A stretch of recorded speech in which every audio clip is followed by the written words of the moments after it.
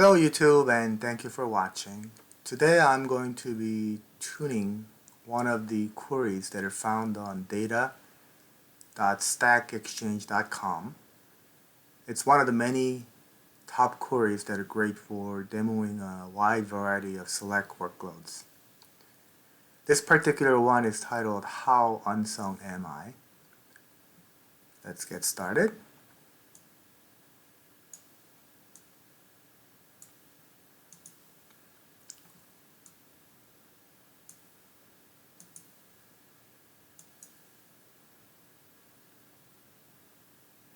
The set statistics level to all will gather runtime statistics, including the resources consumed, such as buffers and disk reads.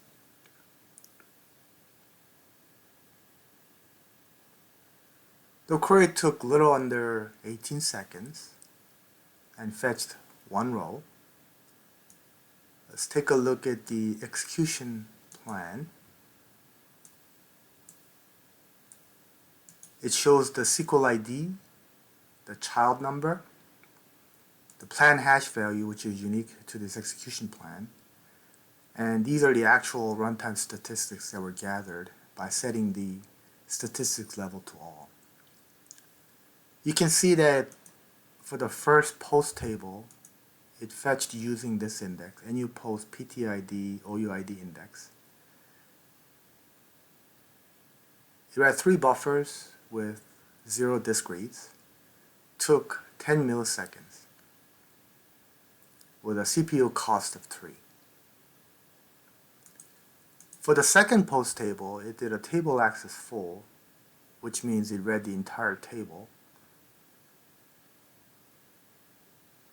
3.5 million buffers, 3.5 million disk reads, 17.09 seconds, with a CPU cost of 963K. So it appears that this is where we need to tune this query. Table access full indicates that this table needs an index. Let's go see what columns are needed and in what order. And the way you do this is to take the query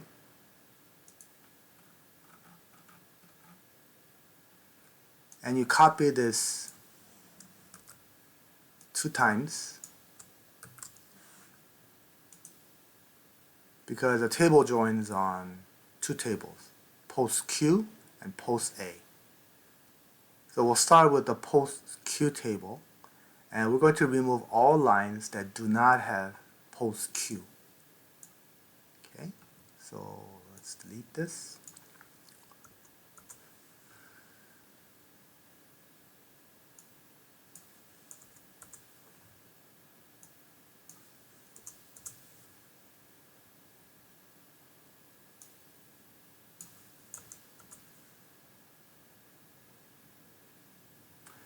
For the second post A table, we're going to remove all rows that do not contain post A.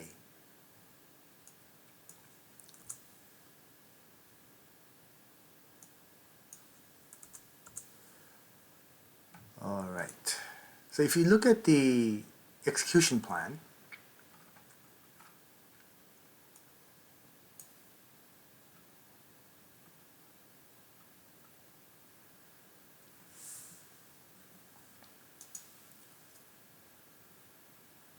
the index contained post type ID and owner user ID columns. And you can see that here in the filters.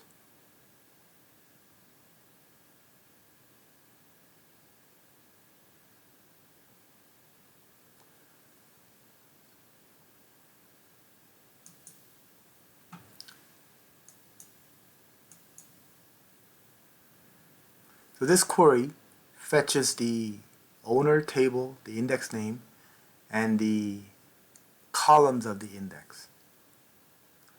It has additional information like whether it's unique, how many times it was accessed, the last time that was indexed, and visibility.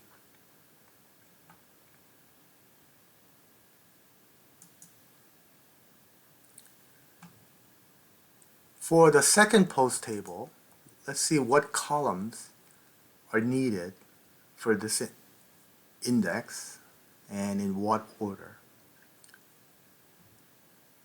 And if you look at the query for a post Q table, there's the accepted answer ID and owner user ID. So these are the columns that are needed to create index on the post Q table.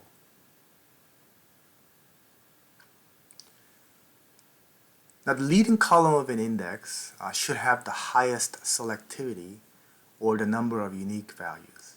So let's go take a look. So accepted answer ID and owner user ID.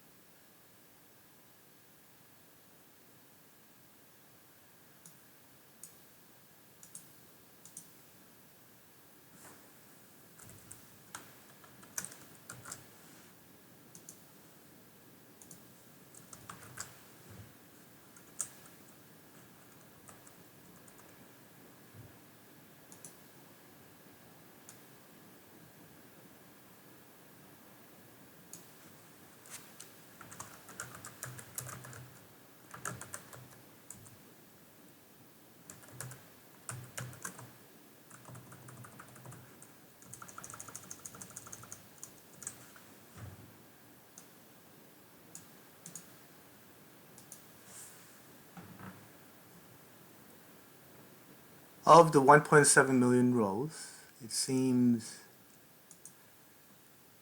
accepted answer ID has the higher selectivity, so this will be used for the leading column.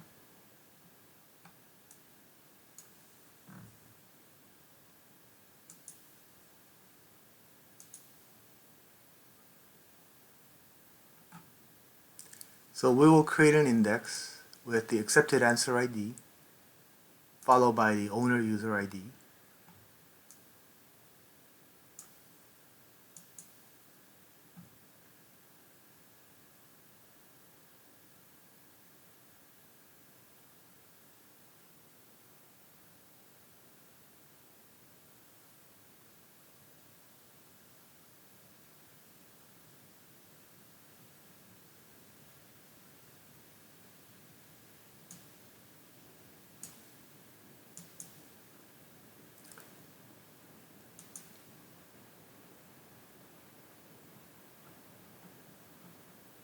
Let's run the query and see how much improvement we've made.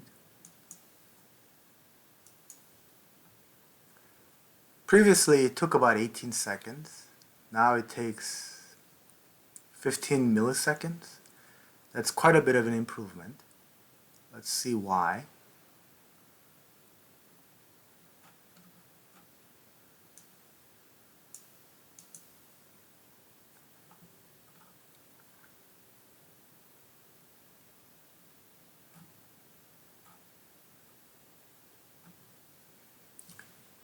So here is a comparison of the two execution plans. This one has remained unchanged with the CPU cost of 3 and 10 milliseconds.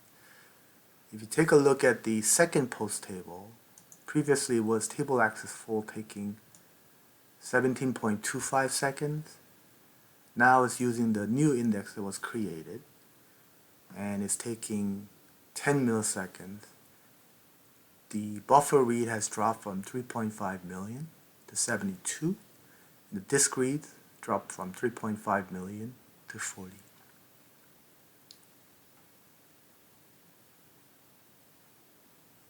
If we look at the predicate, previously it read the entire table and was filtering on this column.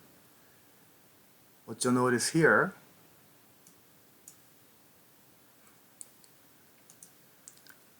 is that now it's doing a join using that index and then filtering on the owner user ID column. Performance tuning a query requires a lot of practice. It's not something that you know how to do after a few attempts.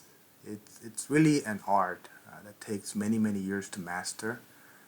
And the way to do that is to tune a lot of queries and get comfortable with recognizing patterns like this. I'll be tuning more queries in future videos, so please join me. If you like the content, please hit the like button and subscribe. Thank you.